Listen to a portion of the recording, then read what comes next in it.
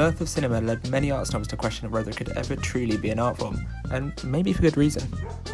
But the evolution of film technology has spawned countless visionaries, many in the form of director. The word auteur was created to categorise directors with complete control and unique style. Directors such as David Fincher.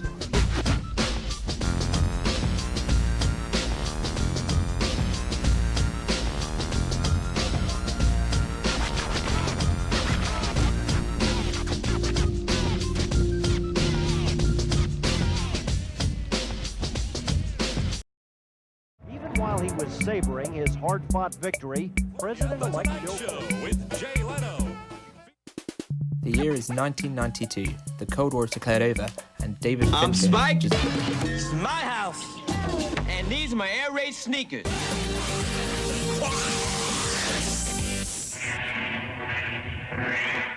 No, wait, back up. Let me start earlier.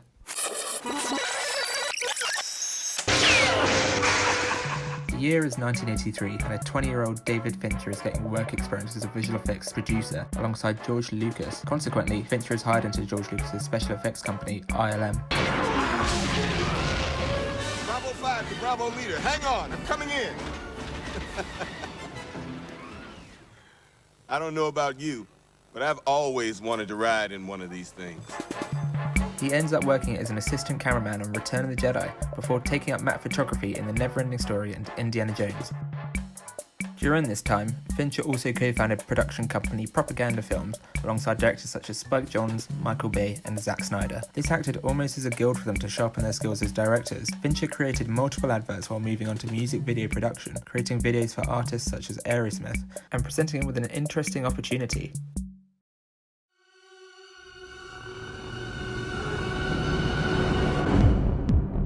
The year is 1992, the Cold War is declared over, and David Fincher has just trashed the Alien franchise. The critics hate it, the audience hate it, box office is mediocre. Who could possibly let this man make another movie ever again after this? Well, the movie wasn't all that bad, and this is where the auteur theory comes in, coined by François Truffaut. Oui, la politique des auteurs, c'était l'idée que les films n'étaient pas des...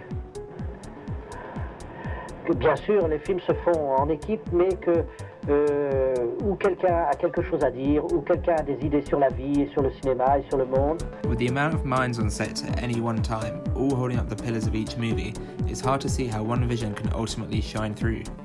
When you go to a crew, you turn to 90 people, you know, and you have all these faces sort of looking at you like, what do you want to do next? Which is a terrifying thing, because you have to have, whether it's for real or whether it's fake, you have to have confidence, because human beings they don't want to be led by somebody who's like, oh God, I don't know.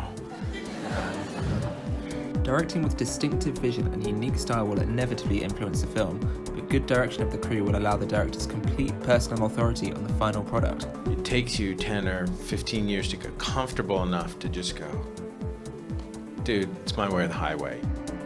So what about Alien 3? What the fuck are you doing? What? Don't hold it like that.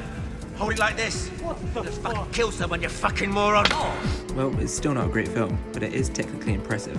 Not only was it nominated for an Academy Award in its special effects, but it also shows early signs of Fincher's signature style, often in those impossible shots.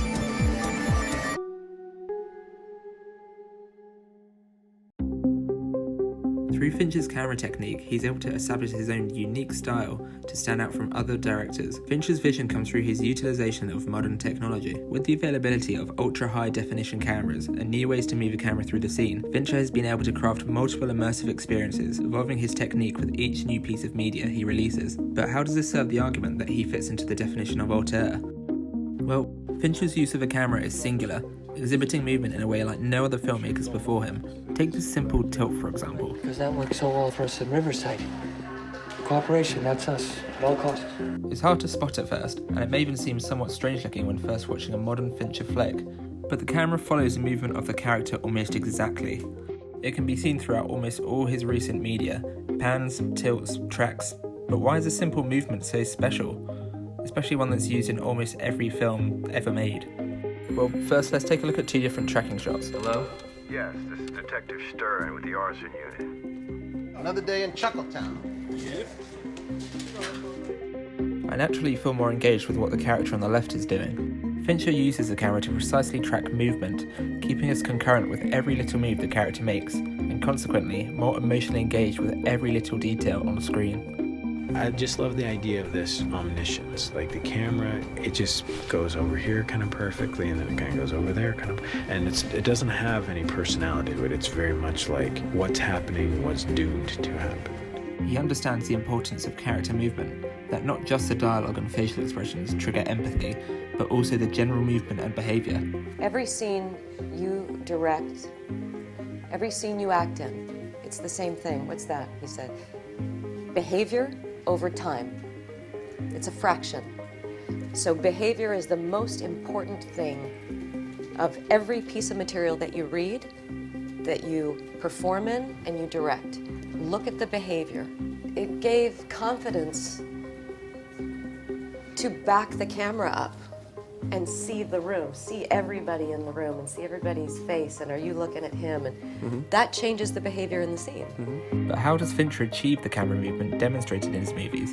Well, unsurprisingly, it's not easy.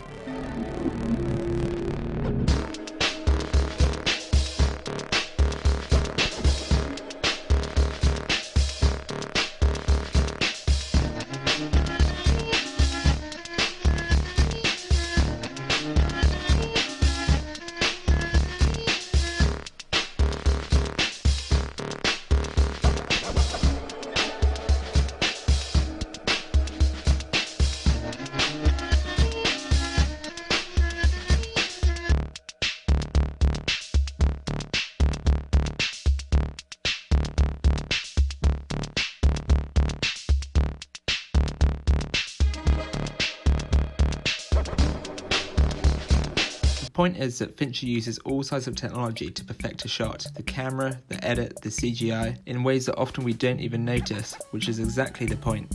Although Fincher would fundamentally disagree with me to align him with the auteur theory, What the fuck? I believe that his technological execution throughout his films show a remarkably unique and fresh approach to filmmaking, whilst feeling completely dedicated to the story at hand.